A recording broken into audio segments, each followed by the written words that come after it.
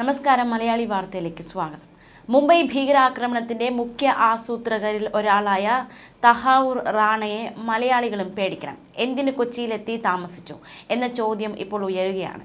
ആരൊക്കെയാണ് റാണയെ കണ്ടത്? റാണയ്ക്ക് കൊച്ചിയിൽ പ്രാദേശിക സഹായം വല്ലതും കിട്ടിയിരുന്നോ? എന്തെങ്കിലും പണമിടപാടുകൾ ഇവിടെ നടത്തിയിരുന്നോ? 2008 നവംബർ 26 മുതൽ 2 ദിവസം നീണ്ട മുംബൈ ഭീകരാക്രമണത്തിന് ശേഷം ഇന്ത്യൻ അന്വേഷണ ഏജൻസികൾ തേടുന്ന സുപ്രധാന വിവരങ്ങളിൽ ഇവയും പെടും.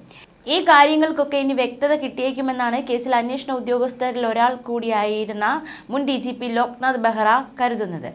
നിലവിൽ കൊച്ചി മെട്രോ മാനേജിംഗ് ഡയറക്ടറാണ് ലോക്നാഥ് ബെഹ്റ. തഹൌർ റാണ കൊച്ചിയിലെത്തി താമസിച്ചതിന് തെളിവുകളുണ്ടെന്ന് അദ്ദേഹം പറയുന്നു. കൊച്ചി പോർട്ട് ട്രസ്റ്റ്, ഷിപ്പ്യാർഡ് തുടങ്ങിയ തന്ത്രപ്രധാന സ്ഥലങ്ങളിൽ റാണ സന്ദർശനം നടത്തി എന്ന തരത്തിൽ ചില റിപ്പോർട്ടുകളൊക്കെ അക്കാലത്ത് പുറത്തു വന്നിരുന്നു. റാണയെ ഇന്ത്യക്ക് കിട്ടിയതോടെ ഇക്കാര്യങ്ങളിലെല്ലാം വ്യക്തത വന്നേക്കുമെന്ന് ബെഹ്റ പറയുന്നു. തീവ്രവാദത്തിനുള്ള സാമ്പത്തിക ഉറവിടത്തെക്കുറിച്ച് അന്വേഷിക്കുന്ന NIA പ്രത്യേക സെല്ലിന്റെ തലവനായിരുന്നു ബെഹ്റ. മുംബൈ ഭീകരാക്രമണത്തിന്റെ മുഖ്യ ആസൂത്രകരിൽ ഒരാളായ ഡേവിഡ് കോൾമാൻ ഹെഡ്ലിയെ US-ലെത്തി ചോദ്യം ചെയ്ത സംഘത്തിൽ ബെഹ്റയും ഉൾപ്പെട്ടിരുന്നു. 2008 നവംബർ പകുതിയോടെയാണ് റാണ കൊച്ചിയിലെത്തിയതും താജ് ഹോട്ടലിൽ താമസിച്ചതും എന്നും അന്വേഷണ ഏജൻസികൾ കണ്ടെത്തിയിരുന്നു. ഇക്കാര്യത്തിൽ തങ്ങൾ വിശദമായ അന്വേഷണം നടത്തിയിരുന്നുവെങ്കിലും റാണയെ പിടികൂടാൻ സാധിക്കാതിരുന്നതിനാൽ അക്കാലത്ത് വിവരങ്ങൾ കിട്ടാൻ പ്രയാസമായിരുന്നുവെന്ന് അദ്ദേഹം പറയുന്നു. എന്നാൽ അതിലേക്ക് നയിക്കുന്ന നിർണായക കണ്ണിയെയാണ് ഇപ്പോൾ ഇന്ത്യക്ക് വിട്ടുകിട്ടിയിരിക്കുന്നത്. അത് വളരെ പ്രധാനവുമാണ്. ഏതാനും പേരുകൾ ഭീകരവാദവുമായി ബന്ധമുള്ള ലിങ്കുകളൊക്കെ റാണയെ ചോദ്യം ചെയ്യുന്നതിലൂടെ ലഭ്യമാകുമെന്ന പ്രതീക്ഷയും അദ്ദേഹം പങ്കുവച്ചു. US-ൽ നിന്ന് ഇത്തരമൊരു കുറ്റവാളിയെ വിട്ടുകിട്ടിയിട്ടും എളുപ്പമുള്ള കാര്യമല്ല എന്നാണ് ബെഹ്റ പറയുന്നത്.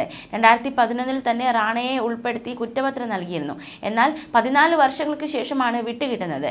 മുംബൈ ഭീകരാക്രമണം സംബന്ധിച്ച് പല വിവരങ്ങളും റാണയിൽ നിന്ന് കിട്ടുമെന്ന് അദ്ദേഹം ഉറപ്പിച്ചു പറയുന്നു.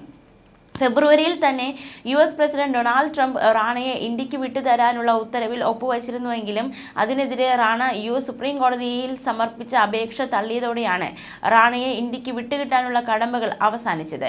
ഒടുവിൽ സൈനിക വിമാനത്താവളത്തിൽ റാണയെയും വഹിച്ചുള്ള വിമാനം കഴിഞ്ഞ ദിവസം പറന്നിറങ്ങുകയായിരുന്നു.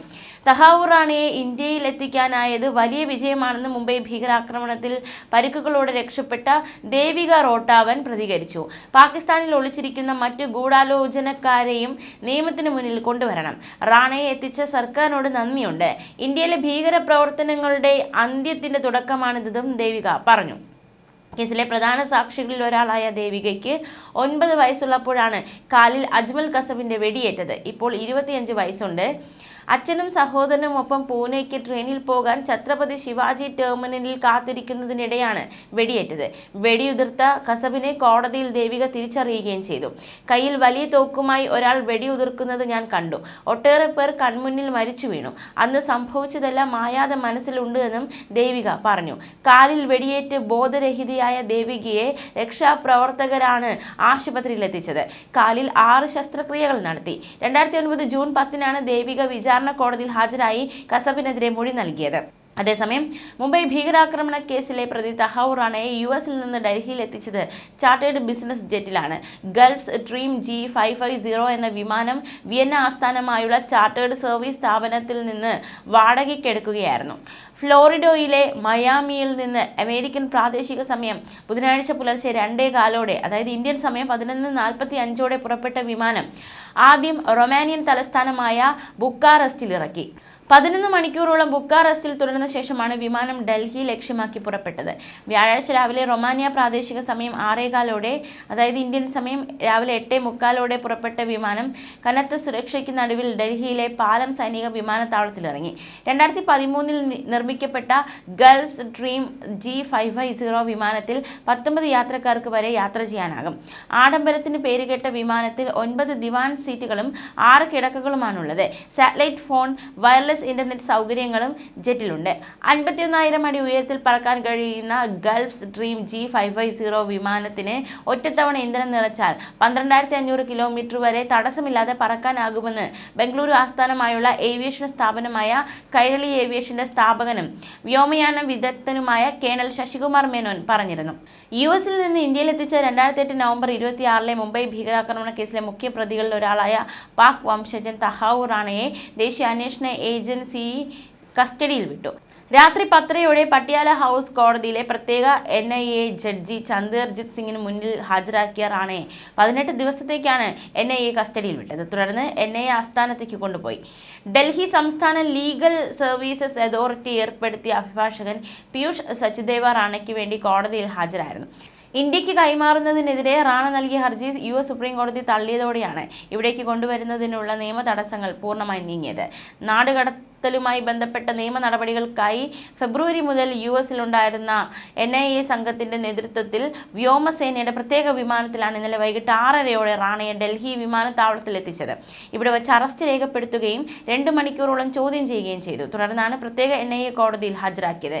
കനേഡിയൻ വ്യവസായിയായ റാണ ഭീകരബന്ധ കേസിൽ അറസ്റ്റിലായതിനെ തുടർന്ന് 2009 മുതൽ US-ലെ ലോസ് ആഞ്ചലസ് ജയിലിലായിരുന്നു. US കോടതിയിൽ NIAക്ക് വേണ്ടി ഹാജരായ അഡ്വക്കേറ്റ് ദായൻ കൃഷ്ണൻ ആയിരിക്കും ഇന്ത്യയിലെ വിചാരണയിൽ NIA പ്രോസിക്യൂഷൻ സംഘത്തെ നയിക്കുക. അഡ്വക്കേറ്റ് നരേന്ദ്രൻ മാനിനെ സ്പെഷ്യൽ പബ്ലിക് പ്രോസിക്യൂട്ടറായും ആഭ്യന്തര മന്ത്രാലയം നിയമിച്ചിട്ടുണ്ട്. പട്യാല ഹൗസ് കോടതിയിൽ രഹസ്യ വിചാരണ നടക്കാനാണ് സാധ്യത. അഭിഭാഷകർ ഇരുവരും ഇന്നലെ വൈകിട്ട് കോടതിയിലെത്തിയിരുന്നു. കേസിന്റെ രേഖകളും ഇവിടെ എത്തിച്ചിട്ടുണ്ട്. കേസിലെ പ്രധാന ഗൂഢാലോചനക്കാരനാണ് റാണയെന്ന് NIA അറിയിച്ചു. റാണ പാകിസ്ഥാൻകാരനല്ലെന്നും കാനഡ പൗരനാണെന്നും പാകിസ്ഥാൻ പ്രതികരിച്ചു. റാണയെ എത്തിച്ചതുമായി ബന്ധപ്പെട്ട് കനത്ത സുരക്ഷയിലാണ് ഡൽഹി. US ഇന്ത്യക്ക് കൈമാറുന്ന തഹാവൂർ റാണ മുംബൈ ഭീകരാക്രമണത്തെ മുഖ്യ സൂത്രധാരകളിൽ ഒരാളായ ഭീകരൻ ഡേവിഡ് കോൾമാൻ ഹെഡ്ലിയുടെ അടുത്ത അനുയായിയാണ്. പാക് വംശജനും കനേഡിയൻ വ്യവസായിയുമായ റാണയ്ക്ക് ലഷ്കർ-ഇ-തൈബയും ISIയുമായി അടുത്ത ബന്ധമുണ്ടായിരുന്നു. ഹെഡ്ലിക്ക് ഇന്ത്യയിലെത്താനും മുംബൈയിലെ ലക്ഷ്യസ്ഥാനങ്ങൾ കണ്ടെത്താനും വിസ സംഘടിപ്പിച്ച് നൽകിയത് റാണയുടെ സ്ഥാപനമായിരുന്നു. ഹെഡ്ലിയുമായി നടത്തിയ ഇമെയിൽ ആശയവിനിമയത്തിൽ നിന്ന് മുംബൈ ആക്രമണം ആസൂത്രണം ചെയ്യുന്നതിനുള്ള റാണയുടെ പങ്ക് വ്യക്തമായിരുന്നു. ആക്രമണത്തിൽ പങ്കുവഹിച്ച IS-കാരനായ മേജർ ഇക്ബാലുവുമായി റാണയ്ക്ക് നേരിട്ട് ബന്ധമുണ്ടായിരുന്നു. ലഷ്കറിനെ സഹായിച്ച കേസിൽ റാണ 2009-ൽ ഷിക്കാഗോയിൽ അറസ്റ്റിലായി. മുംബൈ ഭീകരാക്രമണം നടത്തുന്നതിൽ നേരിട്ട് പങ്കുവഹിച്ചതിന് വേണ്ടത്ര തെളിവുകൾ ഉണ്ടായിട്ടും കുറ്റവിമുക്തനാക്കപ്പെട്ടു. ഇപ്പോൾ ലോസ് ആഞ്ചലസ് ജയിലിലായിരുന്നു. ന്യൂസ് ഡെസ്ക് മലയാളി വാർത്ത.